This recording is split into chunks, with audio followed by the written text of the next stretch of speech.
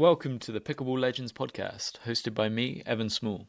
This is the place where passion for the game meets the stories of the players, coaches and fans who make pickleball more than just a sport. They make it a story worth telling. In this episode, I interview Mollie Knaggs, English Open gold medalist, mindset coach, and one of the brightest personalities in UK pickleball. How did you get into pickleball? I was in the US. I went to go play tennis with some friends, and I saw these pickleball players playing pickleball on the courts next to us, and they were just laughing their heads off and having loads of fun. And I was like, "What are you playing?" And they said pickleball, and I said, "Can I have a go?" And they were like, "Yeah." And I just thought it was so much fun. How long ago was that? That was about 3 years ago, because I didn't actually start playing until I came back, which was about 2.5 years ago. Right. And since then, obviously, you've gone everything completely into pickleball. Yeah. But before that, you say you were going to play tennis. What was your tennis background? Well, I've played tennis since I was about 6 years old, and I trained to play professionally my entire junior career, all the way up until I was about 18, and I travelled the world, played internationally, played on some big stages, and then I got injured when I was 18, so I couldn't continue with the sport. So then you just didn't really pick up tennis for a while and then found pickleball? Yeah, no, I didn't pick up a racket for a very, very long time, partly because I had to have surgery, so I was out for 2.5 years doing anything. Yeah. But also when you've been doing sport for so long, especially a racket sport, and then you finally kind of get a break, it's quite hard to go back. Also knowing that there wasn't many racket sports I would then be able to do at a high level. And then when I found pickleball and I found that, I could actually then put my skills to use, and it didn't hurt my shoulder, it didn't hurt my body, I found that quite exciting. What was the injury? Was it just from tennis? Or? Yeah, so it was a tennis injury, and when I was kind of growing up in my prime, like later on in my teens, a small tear basically just turned into my bicep eventually completely snapping. So I had to have surgery to reattach it. That's quite rough, especially when that's your whole life. And now that obviously you're in pickleball, that's much less of a strain. I know that's the reason lots of people play it, is once they've come from tennis and can't really do it anymore. Did you do coaching when you did tennis or after tennis? Yeah, so I started coaching when I was actually about 16, just because I really enjoyed it, and I really enjoyed the performance side of the coaching, because as I started to get older in my teens, in my tennis academy, we did this thing in my academy where the older pros would play with the younger pros. And so like a bit of advice, giving and things kind of turned into I was like, oh, I actually really enjoy this. So then I started coaching the younger performance players, like the under 10s and stuff. And I really, really enjoyed it, because it's really, I just find it really satisfying, because I know how much in my career, how much a positive coach and that influence can have an effect on not just your game, but your entire life. Because, as athletes, our coaches are who we go to for advice, and who we get validation from, and who we get our empowerment from, or not. That's the thing, or you can have a coach that doesn't do that for you. And, there's a lot of, I've had a lot of coaches in my career, a lot of different coaches. I've traveled the world for coaching. And, it's the little bits from, each coach, whether it's the, the positiveness, or it's the technical side, or it's how you present yourself, or how you say things. I just think it's really important, and it's so satisfying when you see players and their faces light up when they feel like they're doing it really well and they improve. And when you're coaching now, is that something that you try and do, is give that positive feedback to your players to make sure that they're growing? Because as you say, it's much more about how they feel and whether they're feeling positive when they're playing, as opposed to, you don't want to be pushing them down saying you're really bad and everything, because that's going to demoralize them, really. Yeah, the thing I think what makes a great coach is how you're able to get your point across and how you're able to relate that to the player. So how the player learns is one, but also how you make them feel when they're receiving information. So how they're actually taking that information on. And the information should empower them to do better. So, I critique, in my own way. So I'm always, giving cues and giving things to improve, but in a way where the player feels empowered to take those things on and improve, rather than feel like, they're doing things wrong all the time. Do you encourage them to find what they're doing wrong in their game as well, rather than you just saying, this is wrong? Yeah, and it is more empowering if they feel like they can work it out, because they're not always going to have me there to help them, especially in the games. And that's kind of what can win or lose players' games, is actually how quickly can they figure out, the mistakes that are going on in the game. So if I encourage them to correct their own mistakes, then, the quicker they do that, the more then they'll be able to turn games around. How do you find that giving them those tools helps them grow? Do you think it helps them grow more longer term, rather than just let's say you were coaching somebody for 5 weeks or whatever? After that, do you think they'd continue growing because of the tools that you've given them? Yeah, it's something that they can take away with them. So I love to, give them the tools, like you said, to go away, and then if they carry on with that and they practice the things that I've given them over time, like I said, it's almost like it becomes quicker. So it's a skill that they can take and they can use, and it's like problem solving. And the quicker they end up problem solving, the better they're going to be in their competitions. And you do lots of one-to-ones and group sessions as well, is that right? Yeah, I do one-to-ones, pickleball coaching, mindset coaching, and I also do group sessions. I do also workshops on like specific things sometimes, when players, there's either specific shots or, specific part of the mental side. I'll give kind of a workshop on those specific things as well. So you mentioned quite a few things there. Which of those do you find the most rewarding for you personally? Definitely the mindset side, because it not just changes, people's game like in the moment, like you said, it's long term. So people can take the tools that I give them on the mindset side of the game, and it can alter almost, their habits and the way they think, like in life, not just in the game. And it brings joy back to the game, because I feel like players go in this cycle. So they'll start playing and it's really, really exciting. And, it's like the honeymoon period. Yeah. So it's really exciting and they're having all the fun, and it's like they're trying things and they're challenging themselves, and they have this mentality, well, it's okay, I've just started, and, it goes on for a few months. And then they get to this period where they're like, you know what, I actually really want to improve now. So they get coaching, they double down, they start training, they start drilling, but they don't see success as quickly as they did at the start. And that's where the disheartening comes in. That's when they come across, it might be the first time they get competition and competitors, or they might be revisiting that competition mindset and competitors coming in.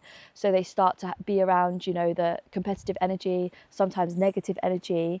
And then that's where you see the confidence start to have a dip, because they're not seeing that rise really, really quickly. So that's where the mindset comes in, where they've now got this skill set that they now understand the game, and it's now about mentally how they can actually use their skills, put them into practice, deflect the negative energy, and just focus on their game when they go into competition. What's something that you think that people can easily implement into that to keep them in that game and ignoring the negatives and blocking them? So a lot of my psychological research is around the way that athletes speak to themselves. So for me, language is really, really important. So our nervous system, we challenge our nervous system with the way that we speak to ourselves. So a lot of players, for example, this is a big one as well, is really, really common, is they'll tell themselves, don't miss, don't hit the net, don't do this, don't do that, don't mess up is a huge one. And we need to switch this language around to rather than don't, because our brain doesn't doesn't hear the word don't. So if I was to say, you know, don't think about pickleball, straight away, obviously we're going to think about pickleball. So we need to switch that language, and we need to tell our brain exactly what we want it to do. So, you know, for example, before we serve, you know, we need to say, hit the ball high over the net with spin, rather than don't miss the serve, because then we just freeze up. Yeah. And there's lots of different like language things like that. Also different types of breathing, you know, to really calm our nervous system, because pickleball is such a quick-fired game, and it's also really short. So games are usually up to 11. So our it's really puts our nervous system on edge, because it's so fast, and because, you know, it can fluctuate like this really, really quickly. So, you know, like other sports, we don't have the time necessarily to reset and really think about things. So we need those breathing exercises and those little tricks and the language to kind of just keep us at bay the entire time. Where's this passion for all of this come from? What, the psychological side? When I was 12, well, about 11 or 12, I started to struggle as I like started to travel and started to play internationally.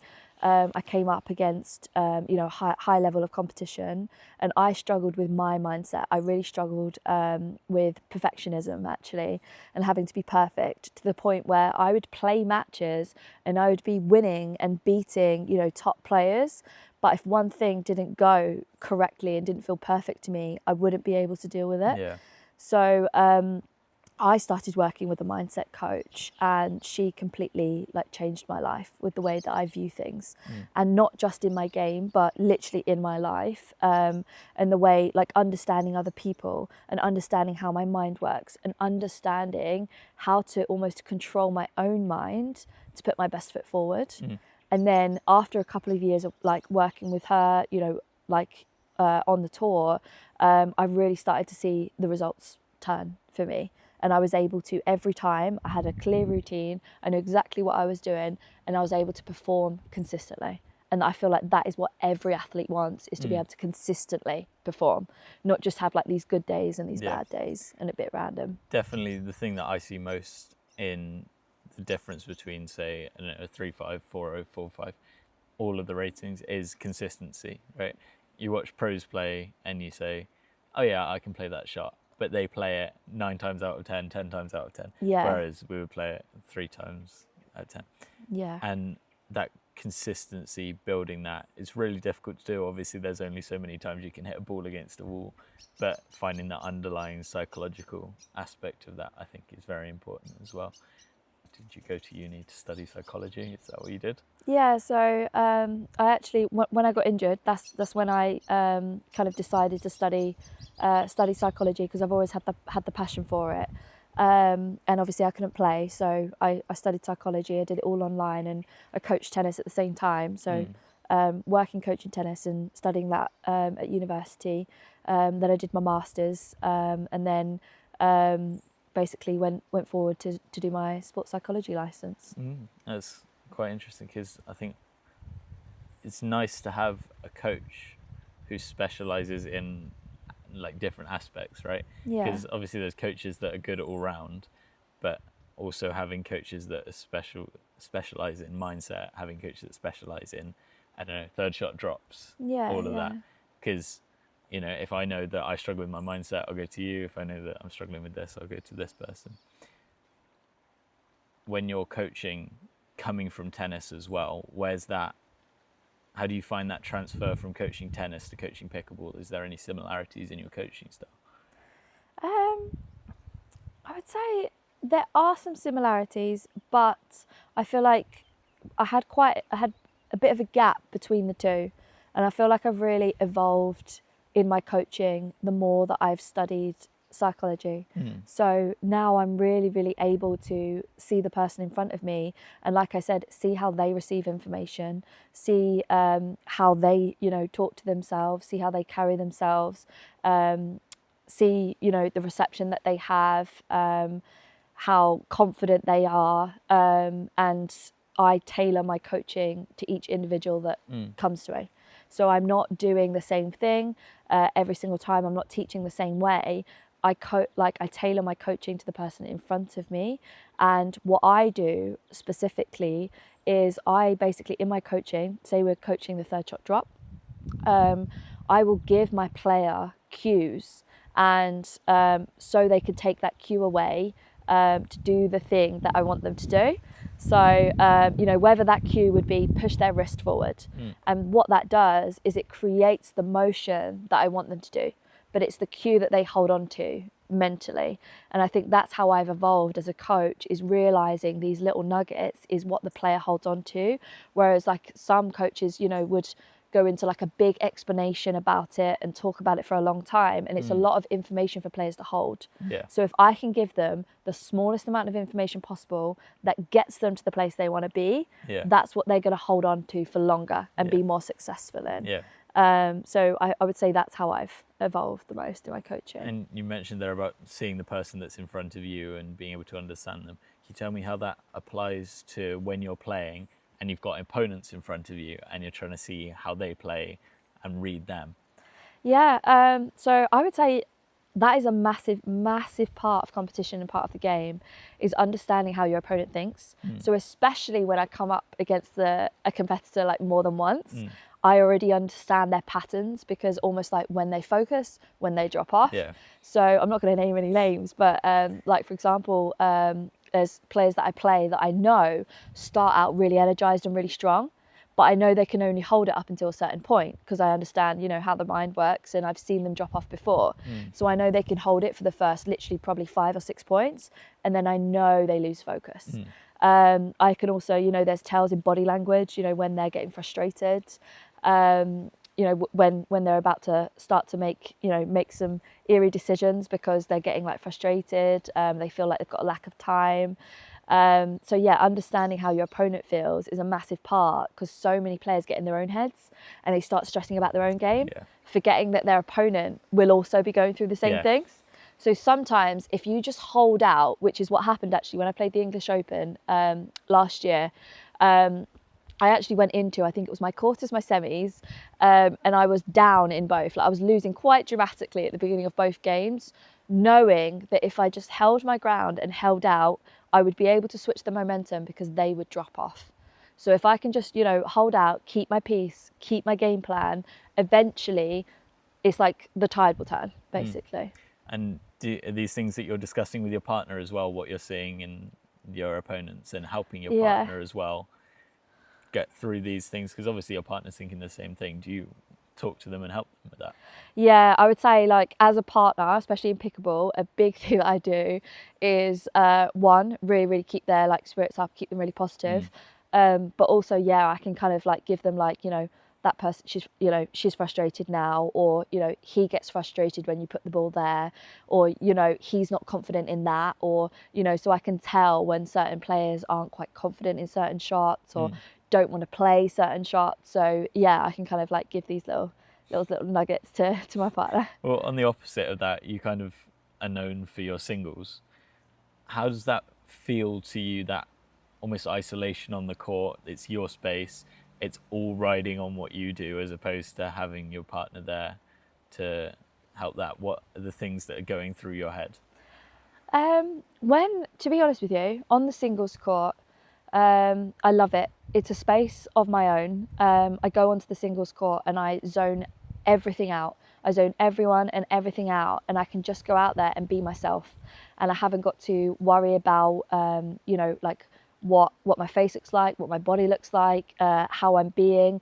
I haven't got someone else that I have to pour energy into. I can pour it all into myself and what I'm doing, and really just enjoy the experience. And it's one of the only places in the world where the rest of my brain can just switch off.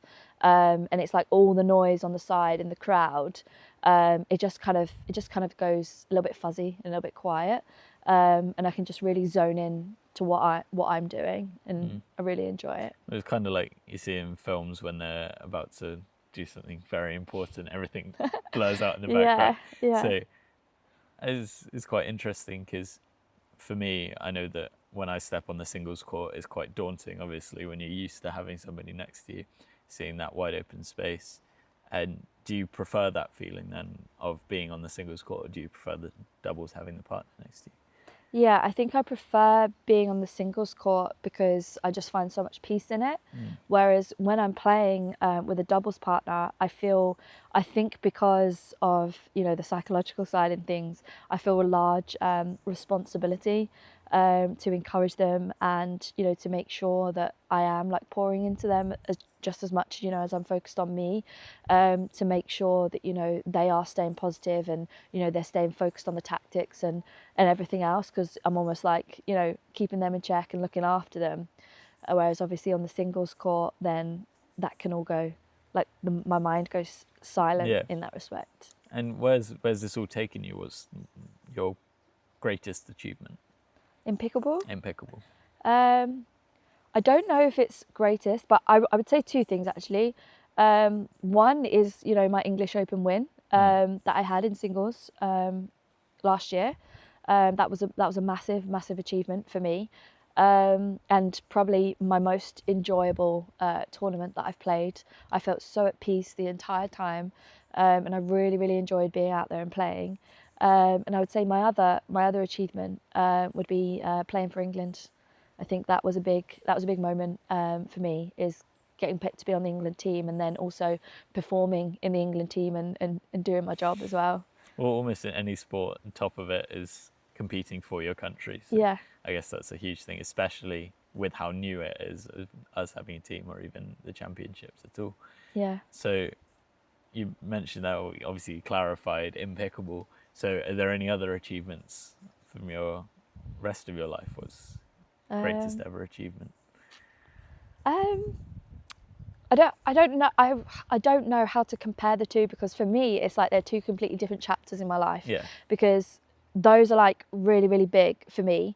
So it's not like, you know, a tennis achievement is bigger than pickleball. I would put them on the same level. And I'd say my biggest achievement in tennis was probably playing at Wimbledon. I think that's what every tennis player dreams of, I think, when they're kids. Yeah, I mean that's fair enough. And I mean, you've got a dog, right? Yeah, I have a dog. Yeah. Yeah. So do you? It's going to sound really strange. Do you talk to your dog at all about, you know, the wins and stuff? Yeah, Prince is my bestie. Yeah. Does that help you relax? Are you ever like thinking, do you know he's there supporting you? Yeah, I mean, Prince has been with me through the ups and downs of the last 8 years, and I always know that, you know, wherever I am, whatever I'm doing, I'm gonna go home to Prince, and it's just, yeah, he's always there waiting for me and smiling and yeah. I think lots of people's pets are very much. I mean, you're talking about the mindset. Lots of people's pets very much give them the confidence, the motivation, everything standing behind. Yeah, he's my baby. Yeah, yeah. And obviously something that's quite important for you and for the pickleball world is that you're representing as a female player as well, not just as a player. Yeah. How do you feel about that, being such a pioneer for women in pickleball? I mean, that would be an absolute honour if that is how I'm viewed or how I'm seen. I think in general, I've always noticed, for example, like when I was training as a junior, you know, tennis player, at my academy, I was one of 2 girls in, you know, most of the top training sessions. Yeah. So wherever, and that was pretty similar across the board in the UK in tennis, is that, you know, there would be 1 or 2 girls at each club, but probably about 10 guys in the top sessions at the tennis academies. So it was always, you know, at the forefront of my mind. And I just remember I was 15 years old, and my mum came to the tennis academy with me, and, you know, we were just walking down the corridor, and I just said to her, just turned to her and I went, "Mum, I know what I want to do when I'm older." And she went, "Yeah, what's that?" And I said, "I want to build a facility for women and for female athletes where they can come and train, you know, with other women in the gym, mindset, wellness, everything." Because I just wanted to be surrounded by more girls and more women, you know, just to be in that environment, empower each other. So when I first got into pickleball, I just thought it was something that I could do. You know, it's the first opportunity that I thought of, because I see it as like, it's a sport that's so easy to pick up. Yeah. And obviously a lot of girls, it's quite, you know, a known statistic, a lot of girls and women drop off of sport when they get to like 14, 15 years old. And it's a really large number. I think it's something like 45% of girls stop playing sport. And because it's so easy to pick up, I was like, this is perfect to get women either back into sport or to get girls into sport. And I just think it's literally the perfect sport to do it. I don't know almost many other sports in the world as good as pickleball for that, because I've run, you know, women only sessions in tournaments and things like that. And women, you know, that are getting back into sport, and then they feel empowered again, and their confidence comes back because they can do something that they're really good at. And then young girls coming up as well, when they find a sport they're really good at, it's just so empowering for women and girls in general. Is there anything that clubs around the UK can be doing to help promote this as well? I think maybe opening up women-only spaces, definitely women-only sessions, because it can be quite intimidating when you know, clubs are male-dominated, and that just means like there's more men than women, and it can be quite intimidating to come in because women tend to be more cautious in that regard, where you know, just because of programming and things like that, women tend to be more cautious, especially going into sport, and you know, they're worried they're not going to be good enough. That is, like, so many women, you know, that is their biggest fear, is not being good enough and not being seen as good enough, and you know, being quite scared and turning around and walking away. So I think opening up women's spaces, running women-only sessions, or even appointing, you know, a woman to be, you know, that person that, you know, women come to when they first get into the sport or something, just to make that kind of safe environment for them, where they can just feel, you know, feel like they can just do it, they can just play and not have to worry about, you know, being good enough or anything like that. That's definitely something that I think pickleball needs to build in going forwards as well into the future, is growing in that aspect. I know definitely in my age category, trying to find a female doubles partner for mixed, very, very difficult. And I think if there were more female only sessions, that would encourage more people to join the sport.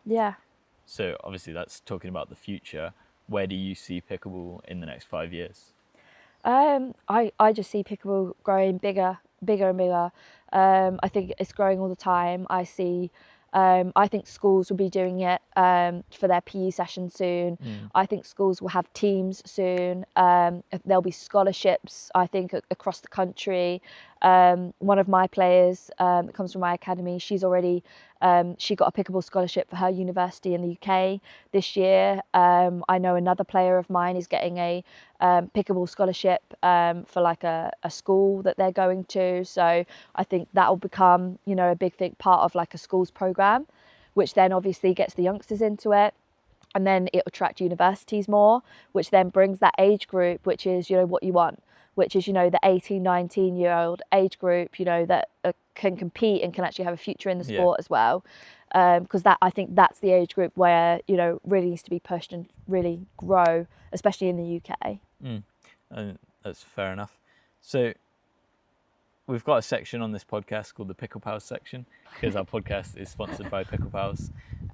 And that is we get people to send in questions, and then we ask you the questions rather than just ones that we talk about in discussion. Okay. So the first one is, what is your routine during the week when you're playing pickleball? What do you mean, like how often I play? Yeah. Oh, okay. Well, that's tough because I'm here, there, everywhere. I don't know if I could say I have a routine, to be honest with you, because I do not remember the last time I had a full week at home. But I would say, you know, in terms of like drilling and playing and things like that, I would say a couple of sessions of drilling a week, a single session, and then hopefully, you know, playing doubles as well. So I kind of do singles separately from doubles, where I feel like a lot of players don't actually practice singles that much, but I do. I make sure to practice my singles. And the last one is, what is your current favourite paddle? My favourite paddle at the moment is the Head Radical Knights that I use. which is a slightly newer version of the old Radical that they had, which has a bit more grip for like spin and things. Do you think you'll ever end up with a signature paddle? Is that a goal for you? I've never thought about that. I don't think I'm bothered about having a signature paddle necessarily, to be honest with you. Maybe a pink paddle would be cool. And down the line, obviously, your biggest dream, anything, what would you want to have done in the pickleball world? What do you think you want to have changed? Not necessarily changed or made anything. Personally, I think I've achieved, like I said, it's a big honour to play for your country personally. Within pickleball itself, I would love to see more performance programs.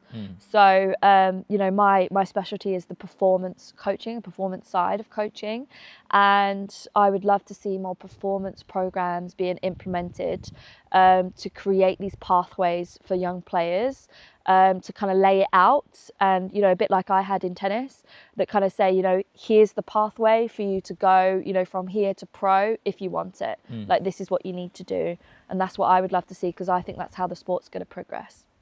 And to wrap up, is there anybody that you want to see me interview on the podcast? What, a pickleball player? Yeah. Well, player, coach, anybody. Oh God, that's a tough question. I don't know.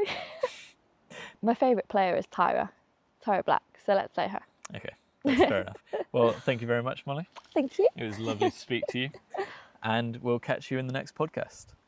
Thanks for watching this episode of Pickleball Legends. If you enjoyed it, don't forget to like, follow and subscribe. Whether you're watching on YouTube or listening on Spotify, Apple Podcasts, or anywhere else you get your fix. We've got new episodes coming out every 2 weeks, so make sure you're following so you don't miss the next one. Thanks for tuning in, and as always, keep dinking, keep smiling, and stay legendary.